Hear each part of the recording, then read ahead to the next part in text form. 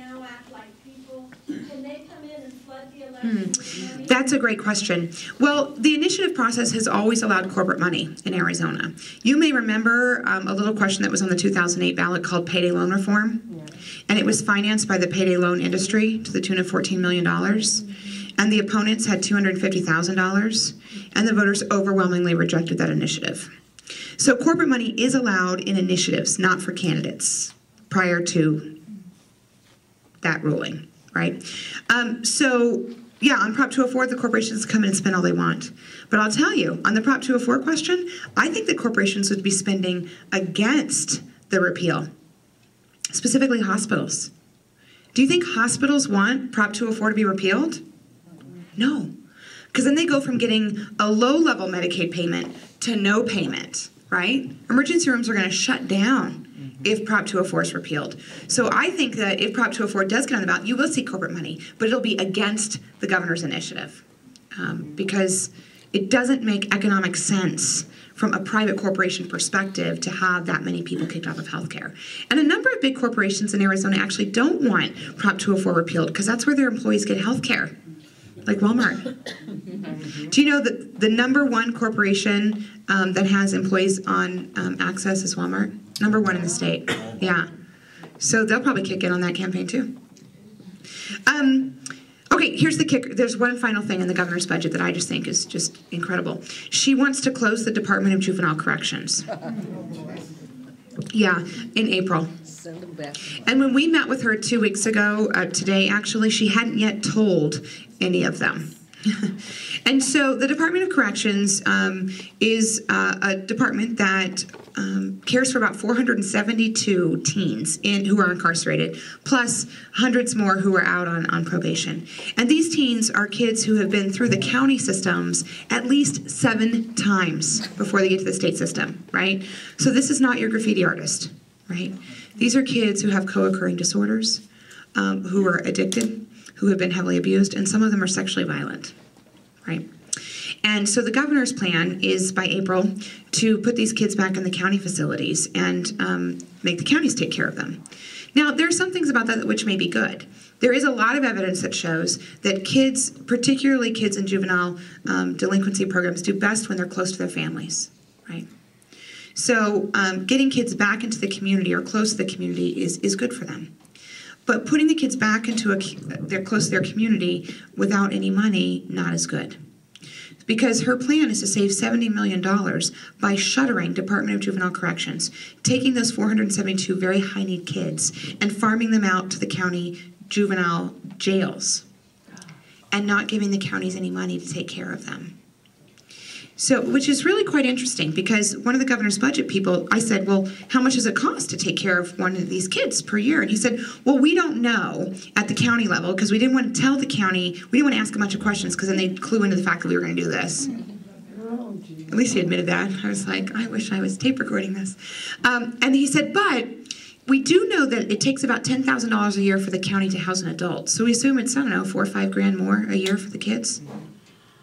And I was like, interesting, because there's a big difference between housing an adult in a short-term county facility where you give them like bologna sandwiches for a day. That's my county, you know, and they wear like pink underwear or whatever. That's hugely different than caring for a child who, one, is in school, and you have to legally teach the kid because they're under 18, and has very serious disorders and may be sexually violent, and has like major therapeutic needs. So I'm thinking that the cost is maybe a little bit different. And so I said, so you're going to give all these kids to the county? They said, yeah. And I said, how much money are you going to give to the county, you know, for them to take care of the kids? And they said, nothing. So later that afternoon, when the counties found out about it, they were kind of upset, as you can guess. Maricopa County alone said it would cost them about $50 million a year. Now, that's just one county, and that doesn't seem to make sense because the DJC is only $70 million total. So I've given you the lowlights. There's a whole lot more packed into this budget, but I think what the big thing that I would take from this is quite simply this. You are probably reading in the paper a lot of editorials and arguments that say, well, that's why we need to pass the governor's tax increase, because if we pass the governor's tax increase, these bad things won't happen. I want to be really clear with you. The governor's budget proposes that you pass this tax increase and all these bad things happen. Quite simply, it's not enough. It's just not enough. Yes? Mary Jo Pitzel said that the Democrats have been asked by the Republicans for their plan to balance the state budget. They gave you a week. Well, we actually created 3 plans last year, which you can read at strongerarizona.com. We went and bought and established our own website, and we created 3 budgets last year, and they were great. Oh, they were good budgets. And then we would try and brief the Republicans and show up to meetings to try and tell them about it, and they told us to go pound sand. So this year, when I got a call from John Kavanaugh, who's the chair of the Appropriations Committee, I'm the ranking Democrat on Appropriations, which means I lead the budget process for the House Democrats. So John is my counterpart. He called me on Friday afternoon around 4:30 and said, so on Wednesday, 5 days, we're going to do the budget. So we're going to put out our budget, and why don't you guys put out your budget? And I was like, why would we do that? He was like, oh, just fill in the worksheet. Shouldn't take that long. And I was like, well, Democrats do things a little differently. We talk with everyone and get agreement before we write things down and put it out, right? We don't just kind of do it on high. And then I said, moreover, wait a second, we did all these budgets last year. We spent hours and hours of time creating all these great ideas, and you guys ignored us. What's made you change? Why do you want us to put forth a budget? And he said, well, we'll just put up our budget and we'll put up your budget, and then we'll just compare them and just talk back and forth. Basically celebrity deathmatch. You guys ever seen that? Little clay figures that just kill each other? Yeah, it's that. So we decided as a caucus that we were not interested in the battle of the budgets. Because what would happen is this. They would bring their budget, we would bring our budget, and within about 5 minutes it would turn into a literal food fight. Right? Oh, this is horrible, you're communist. Oh, this is horrible, you hate kids. Oh, this is horrible. And it would just be a fight. And that was exactly the design. The design was to create these, quote, parallel budgets so that we would come and they would spend the entire time just attacking us, solely to deflect attention from the fact that their ideas are really, really bad, as I've just spent 20 minutes explaining to you, right? So we refused to play.